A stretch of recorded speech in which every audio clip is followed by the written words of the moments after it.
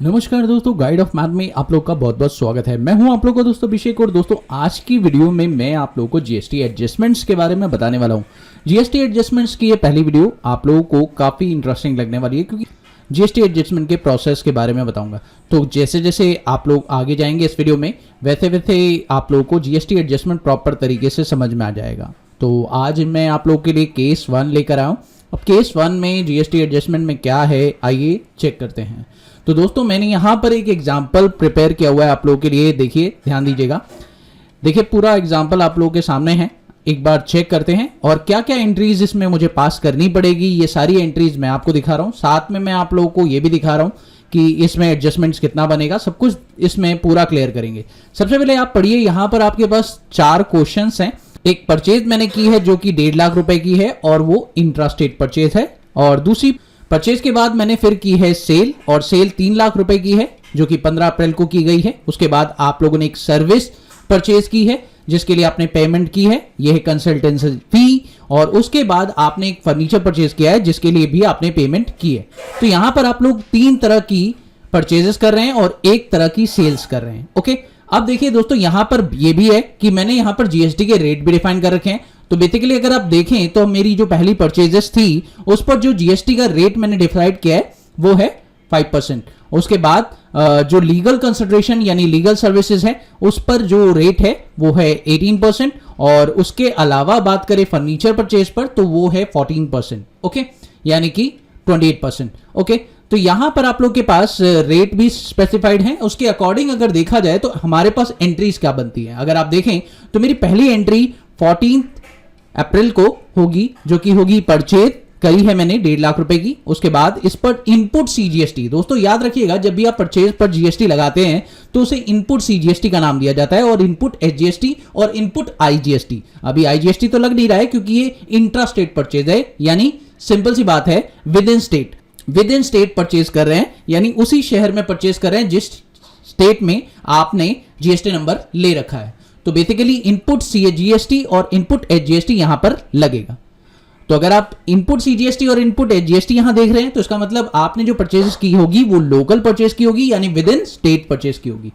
तो यहां पर सिंपल सी बात है, आप लोग देख सकते हैं 1.5 लाख रुपए का है परचेजेस, उस पर जो जीएसटी लगाया हुआ है वो 2.5% है। आप देख सकते हैं यहाँ कैलकुलेशन भी कर रखी है। उसके अलावा आप देखें यहाँ पे एचजीएसटी भी लगा रखा है, और जो टोटल क्रेडिटर्स हैं यानी आपका टोटल अमाउंट क्रेडिटर्स का बना है वो इतना बना है। उसके अलावा अगर बात करें तो दूसरी आपकी सेल्स की एंट्री थी जिसमें आप लोगों के डेटर्स क्रिएट हुए थे, तो डेटर डेबिट हो जाएगा। उसके बाद यहां पे क्रेडिट क्या करेंगे, सेल्स को क्रेडिट कर देंगे जो कि 3 लाख रुपए की है, और आप लोगों को यहां पर बताना होगा कि आपका जीएसटी कितना लगा। तो यहां पर भी क्योंकि आपने सेल्स भी विद इन स्टेट की है तो यहां पर भी आप सीजीएसटी और एचजीएसटी ही चार्ज करेंगे, लेकिन फर्क सिर्फ इतना रहेगा कि आप सेल्स के केस में आउटपुट सीजीएसटी और आउटपुट एचजीएसटी चार्ज करेंगे, परचेज में आप इनपुट लगाते हैं। ओके, तो यहां पर सिंपल सा पॉइंट ये है। उसके बाद आप देख सकते हैं यहां पर भी मैंने 2.5% लगा दिया है। उसके बाद बात करें अगला, तो 18 अप्रैल को आपने लीगल फीस को परचेज किया है जो कि बैंक से पेमेंट की है आपने, ठीक है। तो यहां पर पेमेंट करना है सिंपल लीगल फीस की 5,000 रुपए की पेमेंट आप कर रहे हैं, इनपुट सीजीएसटी और इनपुट एचजीएसटी लगाकर। आप देखिए 450 रुपए लगा है 5,000 पर, तो आपने पेमेंट कर दी है। उसके बाद आपका बैंक से पेमेंट जा चुका है। इसी तरीके से अगर बात करें तो आपने फर्नीचर भी परचेज किया है, तो फर्नीचर परचेज करते समय आपका इनपुट सीजीएसटी और इनपुट एचजीएसटी लगा है, और आपने क्रेडिटर जो यहां पर बनाया है एबीसी फर्नीचर शॉप आपने बनाया है क्रेडिटर, और इसका भी जो अमाउंट है वो ऑटोमेटिकली कैलकुलेट होकर आया है। तो ये भी कोई घबराने वाली बात नहीं है। चलिए, अब ये सारी कैलकुलेशन करने के बाद हमें फाइनली ये पता चल गया कि हमारा इनपुट सीजीएसटी कितना है। आप देख सकते हैं इनपुट सीजीएसटी मैंने निकाला हुआ है, यहां पर आप चेक करिए। यहां पर देखिए एक तो इनपुट सीजीएसटी मेरा ये था 3750 रुपए का, उसके अलावा 450 रुपए का इनपुट सीजीएसटी ये रहा, और उसके अलावा 1680 रुपए का ये रहा इनपुट सीजीएसटी। तो टोटल इनपुट सीजीएसटी जो मेरा बना वो इतना बना। इसी तरीके से आउटपुट सीजीएसटी भी मैंने निकाल लिया है, आप देख सकते हैं यहां पर आउटपुट सीजीएसटी भी आ गया है, और इसी तरीके से इनपुट एचजीएसटी और आउटपुट एचजीएसटी भी निकल चुका है। अब यहां पर एक बात आपको बतानी है, वो ये कि यहां पर इनपुट आईजीएसटी और इनपुट आउटपुट आईजीएसटी नहीं है, ठीक है। तो अब ये नहीं है तो इसका सेटलमेंट नहीं होगा। बस यहां पर केस नंबर 1 में आप लोग देख पा रहे हैं कि मेरा जो आउटपुट है वो इनपुट से ज्यादा है। अब इस स्थिति में अगर आपका आउटपुट इनपुट से ज्यादा हो जाता है तब आपको क्या एंट्री पास करनी होती है, एडजस्टमेंट की और जीएसटी पेमेंट की। तो मैं आपको दिखाना चाहूंगा, ये देखिए मैंने यहां पर एंट्री पास कर रखी है, आउटपुट सीजीएसटी को डेबिट किया हुआ है और आउटपुट एसजीएसटी को भी डेबिट किया हुआ है, क्योंकि जब हमने सेल्स की थी तो ये दोनों डेबिट नहीं क्रेडिट हुए थे और अब मुझे इसे अगर एडजस्ट करना है, इसे खत्म करना है तो मुझे इसे क्या करना पड़ेगा, डेबिट करना पड़ेगा। उसी तरीके से आपका इनपुट जब परचेज होता है तब ये क्या होते हैं, डेबिट हो जाते हैं, तो अब ये क्या हो जाएंगे, क्रेडिट हो जाएंगे और जो बाकी बैलेंस है वो मेरा कहां चला जाएगा, इलेक्ट्रॉनिक कैश लेजर में चला जाएगा। यानी ये वो अमाउंट है जितना मेरा आउटपुट बचा हुआ है जो मुझे अभी पे करना है। ठीक है, ये मेरी लायबिलिटी है, एक तरीके से कह सकते हैं कि 3240 रुपए की लायबिलिटी मुझे पे करनी है गवर्नमेंट को। इसका मतलब आपका जीएसटी पेबल जो निकल कर आया है वो 3240 रुपए है, ये आप लोगों को यहां पे निकल गया। अब इसी सारी चीजों को अगर हम टैली में पास करेंगे तो कैसे करेंगे, चलिए देख लेते हैं। तो यहां पर मैं आता हूं टैली के अंदर, वाउचर में चलते हैं और फटाफट से वो सारी एंट्रीज पास कर लेते हैं। तो पहली एंट्री परचेज की है, तो आप चाहें तो देखिए बेसिकली मैं आपको बताना चाहूंगा कि ये एंट्रीज आप लोगों को परचेज में करनी चाहिए। जो ऊपर की आपकी 3 एंट्रीज हैं इन्हें आप परचेज में करिए और जो लास्ट एंट्री है इसे आप जर्नल में करिए, क्योंकि ये एंट्री जर्नल में ज्यादा बेटर तरीके से रिफ्लेक्ट होगी।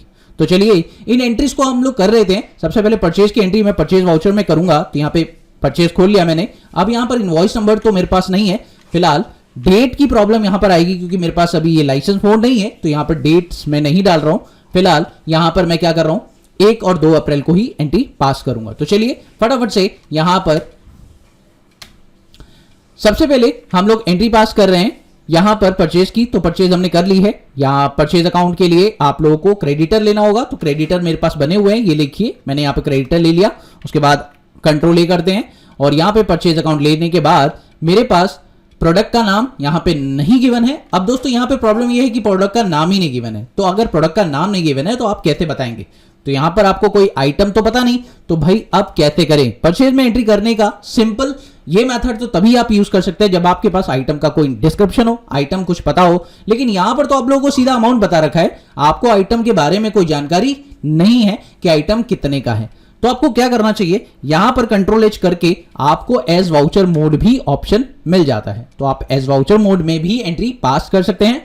यहां पे आइए, क्रेडिटर क्रेडिट कर दिया आपने, उसके बाद आप एंटर प्रेस करिए और ये लीजिए मैंने एंटर प्रेस कर दिया है। अब क्रेडिटर का जो टोटल अमाउंट है वो आपको पता है, यहां पर 157500। अब मान लीजिए आपको क्रेडिटर का अमाउंट ना पता हो तो कोई घबराने वाली बात नहीं है, आप लोग यहाँ पे 1 लिखिए और 1 लिखकर आगे बढ़िए। उसके बाद आप लोग को यहाँ पे परचेज अकाउंट लेना है और इस स्क्रीन को आपको खाली छोड़ देना है। खाली छोड़ने के बाद आप लोग परचेज का अमाउंट डालिए जो कि है 1.5 लाख रुपए, आपने डाल दिया। उसके बाद आप डेबिट दोबारा करिए और डेबिट क्या करेंगे इस बार, इनपुट सीजीएसटी, और इनपुट सीजीएसटी कितना डेबिट करेंगे, 3750 रुपए। इसी तरीके से डेबिट एक और करेंगे, इनपुट जीएसटी, और वो भी आप 3750 रुपए करेंगे। अब आपको डेबिट अमाउंट पता चल चुका है, ये देखिए टोटल डेबिट अमाउंट इतना आ रहा है और आप बैक स्पेस करते हुए आप क्रेडिटर पर जाइए और अपना जो डेबिट अमाउंट है क्रेडिट अमाउंट के साथ मैच कर दीजिए और ये लीजिए आपका सेटलमेंट पूरा का पूरा हो चुका है। अब आपको बस एंटर प्रेस करना है और ये एंट्री आपकी हो चुकी है। तो इस तरीके से आपकी परचेज की एक एंट्री हो जाती है। अब बात करते हैं अगली एंट्री की, तो सेल्स में भी आपको यही करना है। तो चलिए सबसे पहले F8 प्रेस करते हैं और सेल्स में भी कंट्रोल एच करके हम लोग वाउचर मोड ही कर लेते हैं, क्योंकि इस वक्त हमें आइटम के बारे में कोई जानकारी नहीं है। तो चलिए अब डेटर को डेबिट करते हैं और इस बार डेटर को डेबिट करने के बाद आप लोगों को क्या करना है, सबसे पहले डेटर को डेबिट किया और यहां पर टोटल अमाउंट जो है डेटर का वो इतना आ रहा है, हम लोग यहां पे डाल देते हैं 31 और ये लीजिए मैंने अमाउंट डाल दिया है। उसके बाद आप लोग डेबिट करने के बाद यहां पे सेल्स को क्रेडिट करेंगे, तो सेल्स के अंदर अमाउंट तो पता नहीं है, तो यहां पर डायरेक्ट प्रोडक्ट तो पता नहीं है, लेकिन आप लोग को डायरेक्ट यहां पर 3 लाख रुपए का अमाउंट डाल देना चाहिए। उसके बाद आप लोग को आउटपुट सीजीएसटी और आउटपुट एजीएसटी लेना होगा, तो आउटपुट सीजीएसटी आप डालेंगे यहां पर 7500 रुपए और आउटपुट एजीएसटी भी आप यहां पे एंटर कर देंगे जो कि है आप लोग का 7500 रुपए। ये दोनों आपने एंटर कर दिया और ये एक्सेप्ट कर दिया। इस तरीके से आपके दोनों पॉइंट्स हो चुके हैं। चलिए बात करते हैं अगले पॉइंट की। अब यहां पर लीगल फीस है जो कि आपको परचेज करनी है और यहां पर पेमेंट बैंक से हो रही है, क्रेडिटर से नहीं। चलिए, तो यहां पर इस एंट्री को भी अगर आप करना चाहें परचेज में तो कर सकते हैं, कोई दिक्कत वाली बात नहीं है। करके दिखाते हैं आप लोग को। F9 करते हैं और यहां पर कंट्रोल एच करके सेम एज वाउचर मोड पर आ जाइए। और एज वाउचर मोड पर आने के बाद आप लोगों को क्रेडिट करना है बैंक को, तो यहां पर क्रिएट करना होगा बैंक का लेजर, जो कि मैंने नहीं बना रखा है। तो चलिए मैं यहां पर बैंक का लेजर बना लेता हूं, SBI बैंक, और यहां पे बैंक अकाउंट ले लेते हैं। और ये लीजिए मेरा बैंक का लेजर बन चुका है और मैंने यहां ले लिया है बैंक का लेजर। अब इसे एक्सेप्ट कर लेते हैं। एक्सेप्ट करने के बाद इसका जो अमाउंट है वो है 5900। अब यहां पर एंटर प्रेस करते हुए यहां पर लेंगे परचेज, और परचेज कितने की है, इस बार परचेज आपने लीगल फीस की है, तो यहां पर लीगल फीस डेबिट करना होगा आपको 5000 रुपए से। उसके अलावा आपको डेबिट करना होगा यहां पर इनपुट CGST, तो इनपुट CGST आप लोग का डेबिट होगा 450 से, और इनपुट HGST भी डेबिट होगा आप लोग का कितने से, 450 से। इस तरीके से आपका ये एंट्री भी कंप्लीट हुआ। अब बात करते हैं अगली एंट्री की, जो कि आप लोगों को मैंने बोला था कि आप जनरल में ही करिए, बेटर रहेगा, और जनरल में ये ऑप्शन आप लोगों को काफी अच्छे तरीके से रिफ्लेक्ट होगा। तो चलिए, अगर आप लोग कोई कैपिटल गुड्स परचेज करते हैं तो उसकी एंट्री जनरल में करिए, ये मेरा खुद का मानना है। तो यहां पर जाइए, कैपिटल गुड्स की एंट्री करने के लिए आप जनरल में, तो जनरल वाउचर के लिए आप F7 प्रेस करिए, और यहां पर F7 प्रेस करने के बाद आप लोग को एंट्री पास करनी है। तो यहां पर आपको फर्नीचर को डेबिट करना होगा। फर्नीचर को डेबिट कर दिया है मैंने, अमाउंट जो है आप लोग का 12000 रुपए। उसके बाद आप लोग को यहां पे इनपुट को डेबिट करना होगा, तो यहां पर डेबिट कर देते हैं फिर से, और इस बार इनपुट CGST को डेबिट करना है, जो कि है हमारा 1680 रुपए। उसके बाद डेबिट करना है फिर से, और इनपुट HGST को डेबिट करना है 1680 रुपए से। उसके बाद आपको क्रेडिट करना है, यहां पर लेजर बना रखा है आपने ABC शॉप फर्नीचर शॉप को, तो यहां पर इसको क्रेडिट कर देंगे और ऑन अकाउंट लेकर आप इसे सेटल कर देंगे। ये आपका एंट्री हो चुका है। दोस्तों सारी एंट्री कंप्लीट हो चुकी है। अब हमें एडजस्टमेंट एंट्री यानी फाइनल एंट्री पास करनी है, जिसमें हमारी लायबिलिटी निकल कर आएगी इलेक्ट्रॉनिक कैश लेजर में कितने की लायबिलिटी है। तो चलिए, इसके लिए भी हमें एक जनरल एंट्री ही पास करनी है। तो यहां पर अपनी लायबिलिटी को बनाने के लिए मुझे एक जनरल एंट्री पास करनी होगी। तो चलिए देखते हैं कैसे होगी हमारी जनरल एंट्री। तो यहां पर आप लोग को आउटपुट CGST डेबिट करना होगा। तो मैं यहां पर क्या कर देता हूं, आउटपुट CGST को डेबिट कर देता हूं। जैसे ही मैंने आउटपुट CGST को डेबिट किया, आप देख सकते हैं इसके नीचे इसका बैलेंस दिखाई दे रहा है 7500 रुपए। तो मेरे को पूरे 7500 रुपए का बैलेंस क्लियर करना है, तो यहां पर मैं पूरे 7500 रुपए लिख देता हूं। उसके बाद डेबिट करता हूं फिर से आउटपुट HGST को, क्योंकि मुझे उसका भी बैलेंस पूरा का पूरा क्लियर करना है। तो यहां पर आउटपुट HGST भी लिख दिया और उसे भी 7500 रुपए से डेबिट कर दिया, और अब आप देख सकते हैं इसका जो बैलेंस है वो 0 हो चुका है। अब क्रेडिट में मेरे को इनपुट लेना है, और यहां पे इनपुट CGST मैंने लिया, और यहां इनपुट CGST का जो अमाउंट है वो आएगा 58800। जैसे ही मैंने 5880 टाइप किया, तो आप देख सकते हैं इनपुट CGST का जो सेटलमेंट है वो पूरा का पूरा हो चुका है। इसी तरीके से आपको इनपुट HGST को भी सेटल कर देना है 58800। और जैसे ही आपने ये पूरा का पूरा अमाउंट सेटल कर दिया, तो आप देख सकते हैं सभी का जो बैलेंस है वो 0 हो चुका है और सारा सेटलमेंट किया जा चुका है। अब बाकी जो पैसा आपका बच गया है, जो आप लोगों का आउटपुट एडजस्ट नहीं हो पाया, वो आउटपुट आप लोगों को कहां डालना है, वो आउटपुट आप लोगों का चला जाएगा 3240 रुपए का इलेक्ट्रॉनिक कैश लेजर में, जिसको आप पे करना होगा, आपकी लायबिलिटी हो जाएगी। तो ये आपका पेमेंट होगा इलेक्ट्रॉनिक कैश लेजर का। तो आप इसे इस तरीके से पास कर लेंगे। अब आप अगर बैलेंस शीट की करंट स्थिति देखें, तो आपकी बैलेंस शीट की करंट स्थिति कुछ इस प्रकार दिखाई देगी। तो आप देख सकते हैं यहाँ पे इलेक्ट्रॉनिक कैश लेजर में आप लोग का इतने की लायबिलिटी आपकी अराइज हो चुकी है, आपको इतने की पेमेंट करनी है, और बाकी सब कुछ सेटलमेंट आप लोग का किया जा चुका है। आप देख सकते हैं यहाँ पर आप लोग का क्रेडिटर भी क्रिएट है, और आपका फर्नीचर भी है, और आपका डेटर भी है, सब कुछ है। बस यहां पर आपकी लायबिलिटी आपको दिखाई दे रही है 3240 रुपए की, जो कि आपको पे करनी है बैंक के थ्रू। अब आप इसे बैंक के थ्रू अगर पे कर देते हैं तो आपका क्वेश्चन कंप्लीट हो जाता है। तो इस तरीके से एक नॉर्मल केस होता है, जिसमें आपको मैंने बताया कि कैसे सेटलमेंट होती है इनपुट और आउटपुट की। आगे आने वाली वीडियोस में और भी केसेस की बात करेंगे और एडजस्टमेंट्स देखेंगे, काफी टफ एडजस्टमेंट्स भी आएंगी।